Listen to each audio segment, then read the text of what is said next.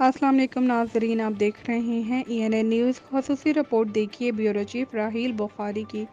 मानावाला ताला तोड़ गैंग मुतहरिक मुख्तलिफ वारदातों में लाखों रुपए मालियत का सामान ले उड़े।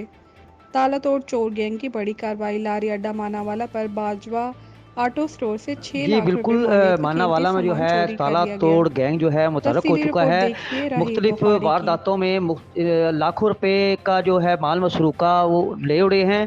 अभी हाल ही में जो है बाजवा ऑटो स्टोर लारी अड्डा मानावाला पर ये स्पेयर पार्ट्स और ऑयल का बहुत बड़ा स्टोर है, जहां पर चोरों ने रात को ताले तोड़कर लाखों रुपए मालियत का मोबाइल और दीगर स्पेयर पार्ट्स जो हैं वो चोरी कर लिए हैं।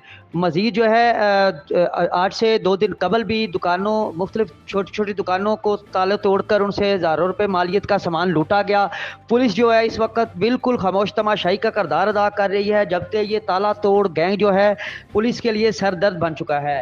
और इस वक्त जो है ताजर जो है शदीद गुस्से में दिखाई दे रहे हैं। ताजरों ने शदीद एहतजाज करते हुए इस ताला तोड़ गैंग को जल्द से जल्द गिरफ्तार करने और अपना माल मसरूका बरामद करवाने के लिए एहतजाज शुरू कर दिया है।